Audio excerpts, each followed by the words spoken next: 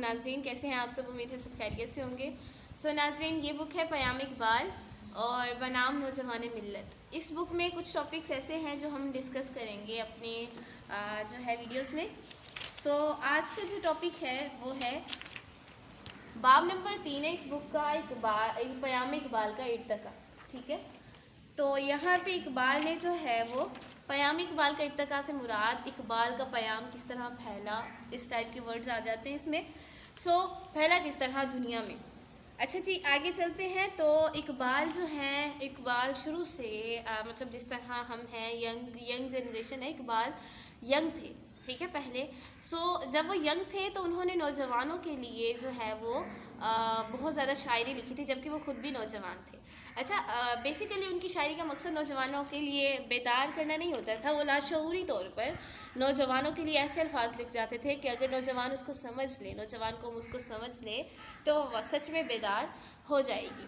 خیر، یہاں پہ جو ہے اقبال کو جو مشکلات پیش آئیں اپنے مقصد کے حصول کے لیے، یا نوجوانوں کی جو ہے وہ سمجھ لیں نوجوانوں کی ذہنی پرورش ہی کرتے تھے وہ اپنے اشعار سے، تو اس نیکی کے کام میں انہیں جو مشکلات پیش آئیں اس میں سے ایک چھوٹا سا ٹکڑا یہاں بھی انہوں نے اپنے شاعری میں بیان کیا ہے کہ لوگ ان کے بارے میں کیا سوچتے تھے۔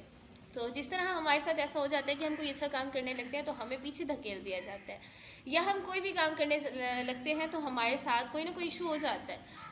اقبال یہاں پہ ہمیں ایک بہت بڑا میسج دے رہے ہیں اگر ہم اس کو سمجھنے کی کوشش کریں۔ تو سٹارٹ کرتے ہیں۔ یہاں انہوں نے اس کے جو مطلب اس کا جو ہم کہیں گے ریفرنس ہے، یا پھر اس پوئٹری کے بارے میں جو انہوں نے لکھا ہے نا، کہ انہوں نے لکھا ہے کہ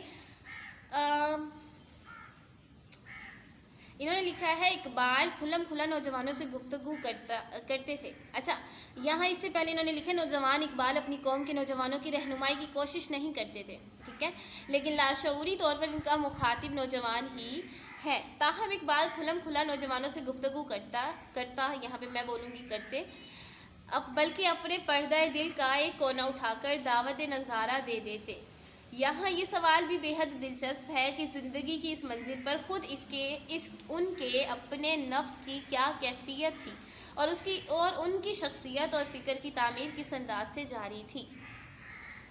اس کا جواب اقبال نے بہت ہی سادہ نظم زہد و رندی میں نہایت لطیف پیرا میں بیان کیا ہے۔ اس نظم میں در حقیقت اقبال نے اپنے تجزیہ نفس کیا ہے، جیسے وہ خود آئینے کے روبرو ہوں، پوری نظم ملحاظہ ہو۔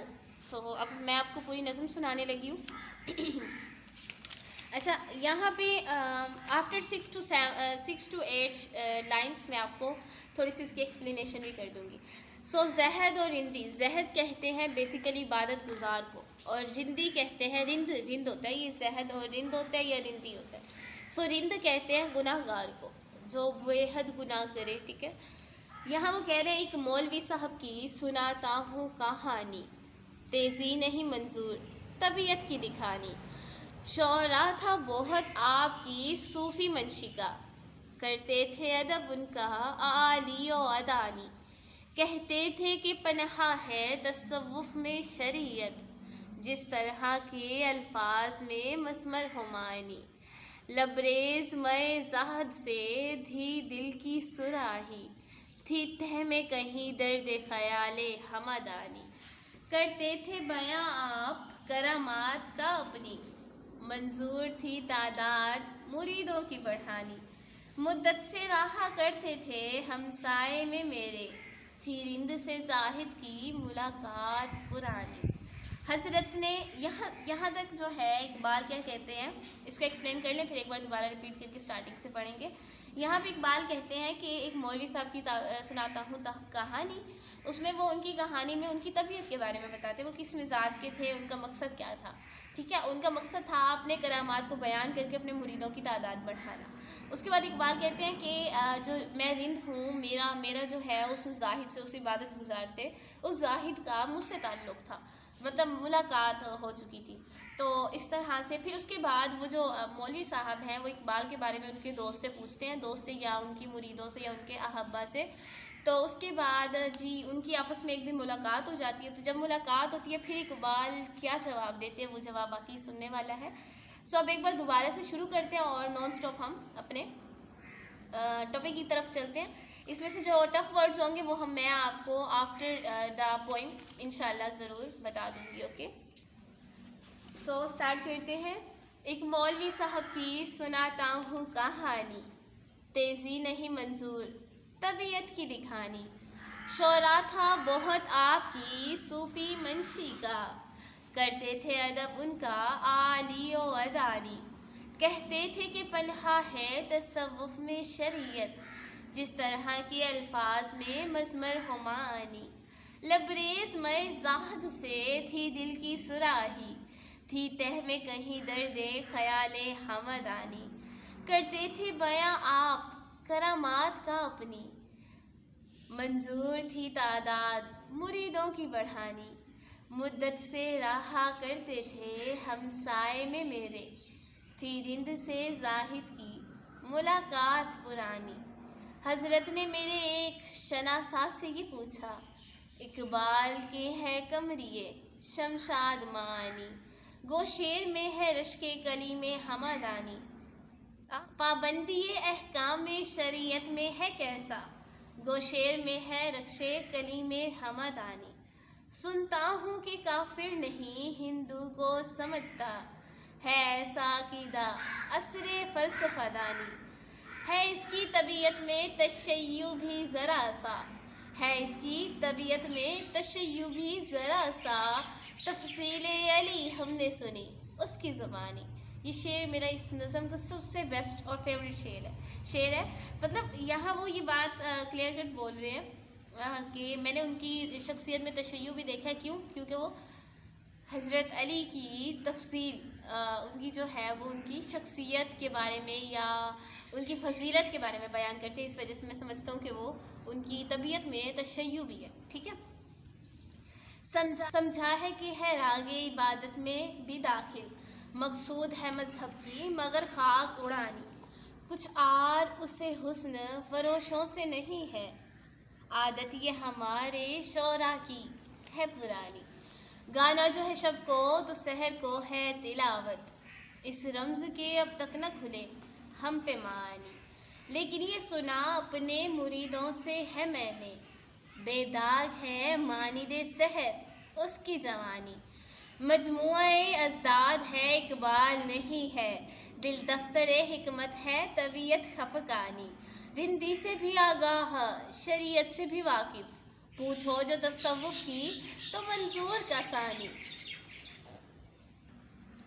اس شخص کی ہم پر تو حقیقت نہیں کھلتی، ہوگا یہ کسی اور ہی اسلام کا بانی. القصہ بہت طول دیا واس کو اپنے، تعدیر رہی آپ کی یہ نغز بیانی. اس شہر میں جو بات ہے اڑ جاتی ہے سب میں نے بھی سنی اپنے احبا کی زبانی. ایک دن جو سرے راہ ملے حضرت زاہد، یہاں بھی وہ یہی کہہ رہے ہیں کہ مجھے جو وہ نیک آدمی راستے میں ملے، پھر چھڑ گئی باتوں میں وہی بات پرانی.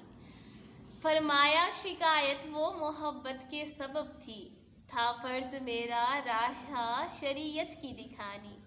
میں نے نہیں یہ کہا کوئی گرا مجھ کو نہیں ہے، یہ آپ کا حق تھا زر قرب مکانی.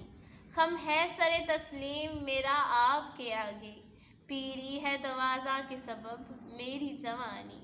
گر آپ کو معلوم نہیں میری حقیقت، پیدا نہیں کچھ اس سے قصور ہمدانی.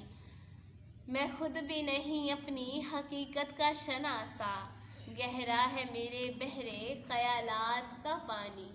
مجھ کو بھی تمنا ہے کہ اقبال کو دیکھوں، کہ اس کی جدائی میں بہت اشک فشانی. اقبال بھی اقبال سے آگاہ نہیں ہے، اقبال بھی اقبال سے آگاہ نہیں ہے. کچھ اس میں تمسخر نہیں واللہ نہیں ہے. یہ تھا اقبال کی، یہ تھی وہ نظم جو کہ ایک بہت ہی زبردست معنی رکھتی ہے اگر ہم اس کو سمجھیں تو. یہ انہوں نے مزاحیہ، اب اس کے نیچے انہوں نے جو اس کی سمری کہہ لیں یا اس کا جو ریفرنس دیا ہے وہ انہوں نے یہ دیا ہے کہ بظاہر یہ ایک لطیف اور شگفتہ مکالمہ ہے، لیکن غور کیجئے تو اس کے ذرائع سے نوجوان شاعر نے اپنے ہم عصر نوجوانوں کو نہ صرف اپنی شخصیت و سیرت کی تعمیر کا ایک ہلکا سا منظر دکھایا ہے، بلکہ اس آزاد خیالی، روشن خیالی اور کشادہ دلی کا ایک واضح تصور بھی ان کے سامنے رکھ دیا ہے، جو اعلیٰ انسان اقتدار کے خلاصے اور جوہر کا دوسرا نام ہے۔ ٹھیک ہے ناظرین، امید کرتی ہوں کہ آپ کو ہماری ویڈیو پسند آئی ہوگی۔ ویڈیو اچھی لگی تو ہمارے چینل کو سبسکرائب کر دیں، ویڈیو کو لائک کر دیں، اور ملیں گے نیکسٹ ویڈیو میں، تب تک کے لیے خدا حافظ۔